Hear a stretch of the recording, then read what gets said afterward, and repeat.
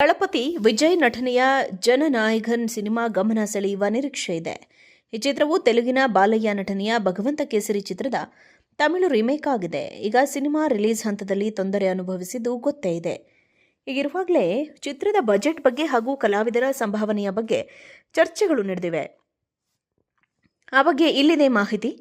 ಜನನಾಯಕನ್ ಚಿತ್ರವು ದಳಪತಿ ವಿಜಯ್ ವೃತ್ತಿ ಜೀವನದ ಕೊನೆಯ ಸಿನಿಮಾ ಆಗಲಿದೆ ಎಂದು ಹೇಳಲಾಗ್ತಾ ಇದೆ. ಆ ಬಳಿಕ ಅವರು ರಾಜಕೀಯದಲ್ಲಿ ತೊಡಗಿಕೊಳ್ಳಲಿದ್ದಾರೆ. ಈಗಾಗಲೇ ಟಿವಿಕೆ ಪಕ್ಷ ಕಟ್ಟಿ ಅವರು 2026ರ ಚುನಾವಣೆಯಲ್ಲಿ ಸ್ಪರ್ಧಿಸಲು ರೆಡಿಯಾಗಿದ್ದಾರೆ. ಹೀಗಾಗಿ ಜನನಾಯಕನ್ ಚಿತ್ರಕ್ಕೆ ದೊಡ್ಡ ಸಂಭಾವನೆ ಪಡೀತಾ ಇದ್ದಾರೆ. ಜನನಾಯಕನ್ ಚಿತ್ರವನ್ನ ಕನ್ನಡದ ಕೆವಿಎನ್ ಪ್ರೊಡಕ್ಷನ್ ನಿರ್ಮಾಣ ಮಾಡುತ್ತಿರುವುದು ಗೊತ್ತೇ ಇದೆ. ಈ ಸಿನಿಮಾದ ಬಜೆಟ್ 380 ಕೋಟಿ ರೂಪಾಯಿ ಎಂದು ಹೇಳಲಾಗ್ತಾ ಇದೆ. ಈ ಚಿತ್ರದಲ್ಲಿ ವಿಜಯ್ ಅವರು 220 ಕೋಟಿ ರೂಪಾಯಿ ಸಂಭಾವನೆ ಪಡೆದಿದ್ದರಂತೆ. ಅದು ಅವರ ವೃತ್ತಿ ಜೀವನದ ಅತಿ ದೊಡ್ಡ ಸಂಭಾವನೆಯಾಗಿದೆ. ಈ ಮೊದಲು ಅವರು 100 ಕೋಟಿ ರೂಪಾಯಿಗೂ ಹೆಚ್ಚಿನ ಸಂಭಾವನೆ ಪಡೆಯುತ್ತಿದ್ದರು. ಇನ್ನು ನಿರ್ದೇಶಕ ವಿನೋದ್ ಅವರು 25 ಕೋಟಿ ರೂಪಾಯಿ ಪಡೆದಿದ್ದಾರೆ. ರಿಮೇಕ್ ಸಿನಿಮಾ ಮಾಡಲು ಅವರು ಇಷ್ಟು ಹಣ ಪಡೆದಿದ್ದಾರೆ. ಸಂಗೀತ ಸಂಯೋಜಕ ಅನಿರುದ್ಧ್ ಅವರು 13 ಕೋಟಿ ರೂಪಾಯಿ ಹಣ ಪಡೆದುಕೊಂಡಿದ್ದಾರೆ. ಬಾಬಿ ಡಿಯೋಲ್ ಚಿತ್ರದ ವಿಲನ್ ಅವರಿಗೆ 3 ಕೋಟಿ ರೂಪಾಯಿ ಸಿಕ್ಕಿದೆ. ಮಲಯಾಳಂ ನಟಿ ಮಮಿತಾ ಬೈಜು ಅವರ ಸಂಭಾವನೆ 60 ಲಕ್ಷ ರೂಪಾಯಿ. ಉಳಿದ ಎಲ್ಲ ಕಲಾವಿದರ ಸಂಭಾವನೆ ಸೇರಿದರೆ 9 ಕೋಟಿ ರೂಪಾಯಿ ಆಗಲಿದೆ. ಈ ಸಿನಿಮಾನ 148 ದಿನ ಶೂಟ್ ಮಾಡಲಾಗಿತ್ತು ಎನ್ನಲಾಗಿದೆ. ದಳಪತಿ ವಿಜಯ್ ನಟನೆಯ ಜನನಾಯಕನ್ ಸಿನಿಮಾ ಗಮನ ಸೆಳೆಯುವ ನಿರೀಕ್ಷೆ ಇದೆ. ಈ ಚಿತ್ರವು ತೆಲುಗಿನ ಬಾಲಯ್ಯ ನಟನೆಯ ಭಗವಂತ ಕೇಸರಿ ಚಿತ್ರದ ತಮಿಳು ರೀಮೇಕ್ ಆಗಿದೆ. ಈಗ ಸಿನಿಮಾ ರಿಲೀಸ್ ಹಂತದಲ್ಲಿ ತೊಂದರೆ ಅನುಭವಿಸಿದ್ದು ಗೊತ್ತೇ ಇದೆ. ಹೀಗಿರುವಾಗಲೇ ಚಿತ್ರದ ಬಜೆಟ್ ಬಗ್ಗೆ ಹಾಗೂ ಕಲಾವಿದರ ಸಂಭಾವನೆಯ ಬಗ್ಗೆ ಚರ್ಚೆಗಳು ನಡೆದಿವೆ. ಆ ಬಗ್ಗೆ ಇಲ್ಲಿದೆ ಮಾಹಿತಿ.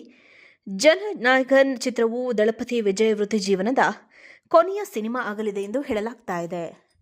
ಆ ಬಳಿಕ ಅವರು ರಾಜಕೀಯದಲ್ಲಿ ತೊಡಗಿಕೊಳ್ಳಲಿದ್ದಾರೆ. ಈಗಾಗಲೇ ಟಿವಿಕೆ ಪಕ್ಷ ಕಟ್ಟಿ ಅವರು 2026ರ ಚುನಾವಣೆಯಲ್ಲಿ ಸ್ಪರ್ಧಿಸಲು ರೆಡಿಯಾಗಿದ್ದಾರೆ. ಹೀಗಾಗಿ ಜನನಾಯಕನ್ ಚಿತ್ರಕ್ಕೆ ದೊಡ್ಡ ಸಂಭಾವನೆ ಪಡೀತಾ ಇದ್ದಾರೆ.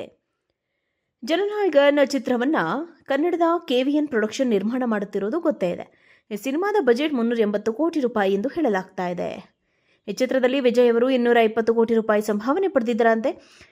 ಅದು ಅವರ ವೃತ್ತಿ ಜೀವನದ ಅತಿ ದೊಡ್ಡ ಸಂಭಾವನೆಯಾಗಿದೆ. ಈ ಮೊದಲು ಅವರು 100 ಕೋಟಿ ರೂಪಾಯಿಗೂ ಹೆಚ್ಚಿನ ಸಂಭಾವನೆ ಪಡೆಯುತ್ತಿದ್ದರು. ಇನ್ನು ನಿರ್ದೇಶಕ ವಿನೋದ್ ಅವರು 25 ಕೋಟಿ ರೂಪಾಯಿ ಪಡೆದಿದ್ದಾರೆ. ರಿಮೇಕ್ ಸಿನಿಮಾ ಮಾಡಲು ಅವರು ಇಷ್ಟು ಹಣ ಪಡೆದಿದ್ದಾರೆ. ಸಂಗೀತ ಸಂಯೋಜಕ ಅನಿರುದ್ಧ್ ಅವರು 13 ಕೋಟಿ ರೂಪಾಯಿ ಹಣ ಪಡೆದುಕೊಂಡಿದ್ದಾರೆ. ಬಾಬಿ ಡಿಯೋಲ್ ಚಿತ್ರದ ವಿಲನ್ ಅವರಿಗೆ 3 ಕೋಟಿ ರೂಪಾಯಿ ಸಿಕ್ಕಿದೆ. ಮಲಯಾಳಂ ನಟಿ ಮಮಿತಾ ಬೈಜು ಅವರ ಸಂಭಾವನೆ 60 ಲಕ್ಷ ರೂಪಾಯಿ. ಉಳಿದ ಎಲ್ಲ ಕಲಾವಿದರ ಸಂಭಾವನೆ ಸೇರಿದರೆ 9 ಕೋಟಿ ರೂಪಾಯಿ ಆಗಲಿದೆ. ಈ ಸಿನಿಮಾನ 148 ದಿನ ಶೂಟ್ ಮಾಡಲಾಗಿತ್ತು ಎನ್ನಲಾಗಿದೆ. ದಳಪತಿ ವಿಜಯ್ ನಟನೆಯ ಜನನಾಯಕನ್ ಸಿನಿಮಾ ಗಮನ ಸೆಳೆಯುವ ನಿರೀಕ್ಷೆ ಇದೆ.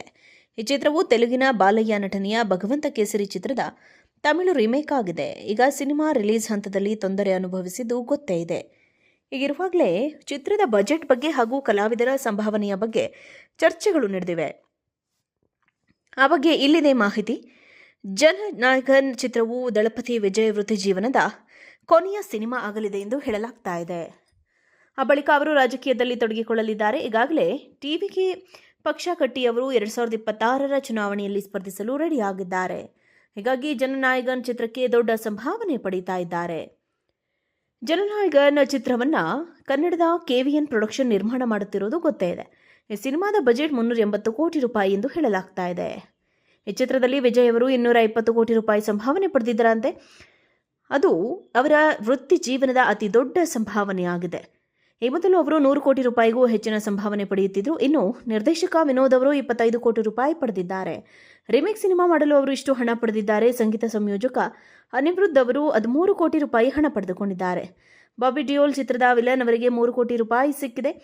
ಮಲಯಾಳಂ ನಟಿ ಮಮಿತಾ ಬೈಜು ಅವರ ಸಂಭಾವನೆ 60 ಲಕ್ಷ ರೂಪಾಯಿ. ಉಳಿದ ಎಲ್ಲ ಕಲಾವಿದರ ಸಂಭಾವನೆ ಸೇರಿದರೆ 9 ಕೋಟಿ ರೂಪಾಯಿ ಆಗಲಿದೆ. ಈ ಸಿನಿಮಾನ 148 ದಿನ ಶೂಟ್ ಮಾಡಲಾಗಿತ್ತು ಎನ್ನಲಾಗಿದೆ.